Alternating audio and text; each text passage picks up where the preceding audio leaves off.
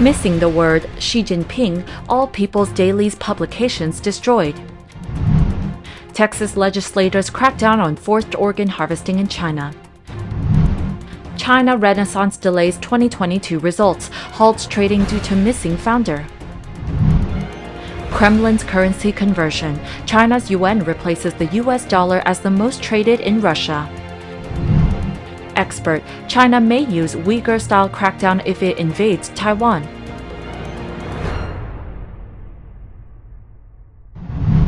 On March 30th, following the publication of People's Daily, the Chinese Communist Party CCP's official media, the authorities suddenly issued an internal notice demanding an emergency stop to the publication and destruction of all the March 30th publications of the newspaper. On the same day, some netizens said that they had received a notice from People's Daily about the publication's suspension. A screenshot shows the March 30th publication required to be stopped immediately and destroyed on the spot. Simultaneously, they will be reprinted and redistributed on that day. Another conversation, suspected as a notice from a delivery department's internal group, says, "Urgent notice to everyone. Received a notification from the provincial company, People's Dailies, today, March 30th, publications will stop distribution to related departments immediately and will be destroyed on the spot. It will be reprinted and resent. If you have distributed them, please send me the list of units that have received them. Thanks for your cooperation." On March 30th, some netizens revealed that the word Xi Jinping in the fifth publication of the People's Daily on March 30th was missing in two places. The first place is the sentence, "The party's central committee uses comrade as the core to evaluate the situation." The complete sentence should be, "The party central committee uses comrade Xi Jinping as the core to evaluate the situation." The same for the second place, "The party central committee takes comrade to persevere in leadership." According to each page size and print volume of that day's publications, all recalls will result in losses of at least 1 million yuan, over $140,000. However, in the Chinese regime's propaganda system, the economic damage is not the most important thing. They fear the more political risks it can cause. Regarding this, some netizens have made various conjectures, such as, the publication's first page that day had news about officials like Han Zhang and Li Qiang, but no report on Xi Jinping. A review article regarding the pandemic appeared in the publication. Some netizens think of similar incidents that have happened in the past. They speculated relevant personnel of the newspaper might also be punished. I once went to a newspaper office for an internship. A teaching editor told everyone a story, and for some reason, some of their reporters had called China the Republic of China, making the entire editorial office punished from top to bottom. Another netizen gave an example. When Li Zhanshu had just arrived in Guizhou to take office, the first report of him in Guizhou Daily was incorrectly written as Su Zhanshu. The publication was withdrawn and the editor-in-chief was punished. According to Vision Times, since the founding of the CCP, strict thought control measures have been imposed on public opinion, in which the CCP official press has strict regulations on names, positions, and ranks. Reporting national leaders is even more considered a political task. If their names or positions are mistaken, it is considered a political accident. During the Mao Zedong era, this was even severely punished for the crime of counter-revolution. Although there have been previous examples of People's Daily misspelling Wen Jiabo's name, Wen Jiabo did not punish the editor, but in the Xi Jinping era, it has become unacceptable. Texas lawmakers held a press conference at the Capitol on March 29th to discuss a bill pushing back on countries that engage in forced organ harvesting. Senator Lois Kolkhorst filed SB 1040 to prohibit health insurance companies from covering organ transplant procedures in which the organs come from or the operation occurs in China. It has become a standard practice to imprison citizens, typically minority religious groups, and sell their organs for profit to the state. Kolkhorst said, "The primary intent of SB 1040 is to prevent Texans from unknowingly becoming complicit in forced organ harvesting." Kolkhorst said that the Chinese government targets specific religious groups in China, putting them into labor camps where they are forced to give blood and tissue samples. If the individual is a match, they are forced against their will to have their organs removed, which are then sold to people from other countries. Several legislators were present at the conference, including Senator Angela Paxton and Representative Tom Oliverson. The legislature was accompanied by several witnesses to the hearing. The witnesses described their traumatic experiences in China as witnessing the forced organ harvesting campaign in prison. They include Falun Gong practitioners, Uyghurs tortured in concentration camps in Xinjiang, researchers who have investigated live organ harvesting for years, and American doctors whose patients went to China for organ transplants.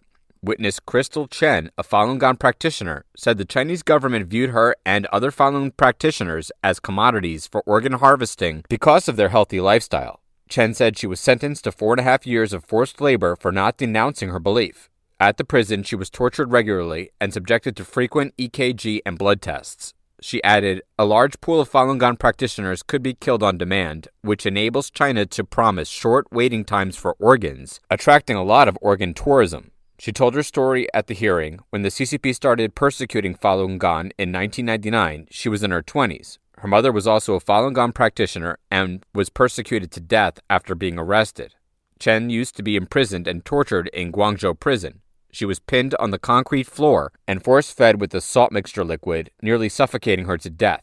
In another detention center in Hubei, she was handcuffed to a heater pipe by CCP police for 3 days and sexually abused by a police chief. In another detention center, the police chief threatened to rape her. Chen said, had my blood type and tissue type been a match for an organ recipient, I would not be able to be here today. Her statement touched the hearts of those present. Uyghur witnesses or survivors of other re-education camps in China have also testified to the devastation of this regime. I have seen firsthand hospital websites in English and Mandarin in China advertising hearts available, donors standing by.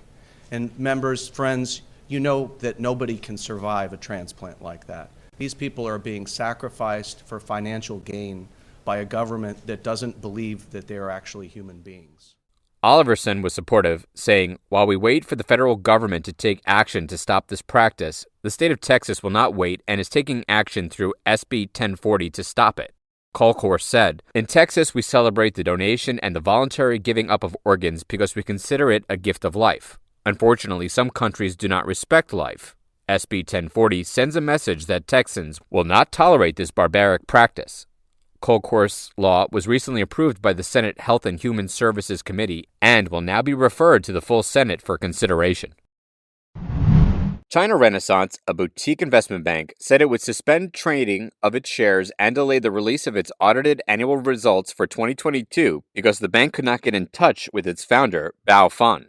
The firm said in its filing that auditors have been unable to complete their work and sign off on its report due to Bao's absence. The board also could not estimate the time it would be able to approve its audited results or dispatch its annual report by an April 30th deadline. China Renaissance said that it had learned Bao Fan was cooperating in an investigation with authorities in the country. Bao is known to have connections in China's corporate world. He was a former banker at Morgan Stanley and Credit Suisse. Bao founded China Renaissance in 2005 and was involved in high-profile tech mergers that formed ride-hailing service Didi Global and food delivery giant Meituan. China Renaissance has over 700 employees and offices in Beijing, Shanghai, Hong Kong, Singapore, and New York.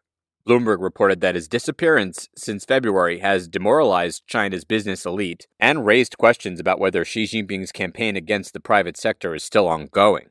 Bao's disappearance and shares of China Renaissance dropping as much as 50%. Its stock price is still about 10% down this year. According to the Wall Street Journal, China's anti-graft investigators detained Fan Bao in February concerning a case involving China Renaissance's former president. The journal reported that Bao Fan is being kept under a particular type of detention known as liuji, or retention in custody.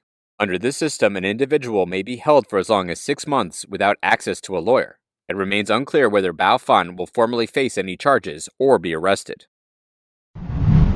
A report by the Central Bank of Russia published in early 2023 shows that China's yuan has surpassed the US dollar to become the most traded currency in Russia for the first time. Before the Ukraine-Russia war, the yuan's trading volume on the Russian market was marginal.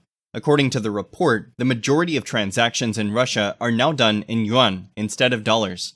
Data gathered by Bloomberg, based on daily transaction reports from the Moscow exchange, indicate that the yuan initially overtook the dollar in monthly trading volume in February, and the distinction grew more evident in March.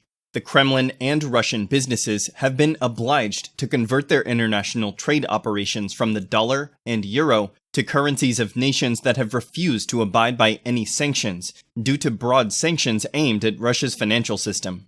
The Finance Ministry created a new structure for the National Wealth Fund to hold 60% of its assets in yuan, switching its market activities from using dollars to yuan early this year. The conversion from the dollar to the yuan shows that Russia and China are increasingly developing economic ties and cooperating in commercial and financial transactions.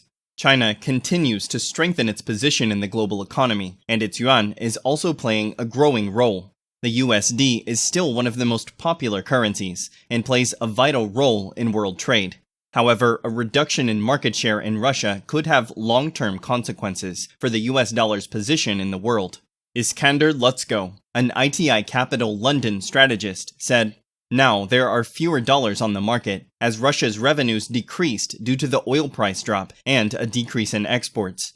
He added, "Commodity imports from Russia to China are up 29%, although exports from China are stagnating." A renowned China scholar, Dr. Jonathan Ward, has warned the Chinese paramilitary units with experience in inflicting the horrific repression of the Uyghurs in Xinjiang may be deployed to Taiwan when it seizes the island nation. In an advanced version of the forthcoming book, Decisive Decade, American Grand Strategy to Triumph over China, seen at express.co.uk, Dr. Ward cites U.S. reports in outlining Beijing's military plan for Taiwan.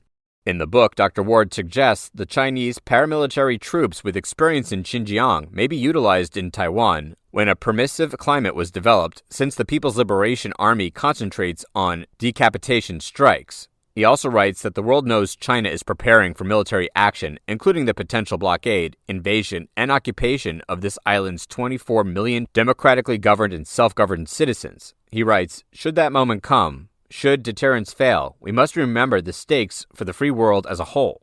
The expert highlighted how the Chinese Communist Party, CCP, prepares for a hypothetical invasion of Taiwan by setting up re-education camps to quell dissent. Dr. Ward writes, "As the Chinese Communist Party prepares itself and its country for a world that must never come, with military commanders that liken urban warfare to killing rats in a porcelain shop, with diplomats who promise re-education camps for the people of one of the world's free states, with ideologists who refer to entire peoples whom the Communist Party has attempted to subjugate or destroy as the five poisons, we must remember the meaning of America, its role in the world, its history, and its duty to humankind. It is not our economic power, our diplomatic potential, or our military might that makes us different from the other great countries. It is our role in the guarantor of human freedom and the place that can preserve and protect what humanity has aspired to for thousands of years. China's insistence on controlling Taiwan and using force, if necessary, remains one of the primary sources of tension in the region. Beijing saw Taiwan President Tsing Ing-wen's recent trip to the United States as highly provocative. While the trip was significant for Taiwan because it showed support from abroad, it also increased tension between China and the U.S. China considers Taiwan its territory and views any interaction between Taiwanese and U.S. officials as challenging its sovereignty.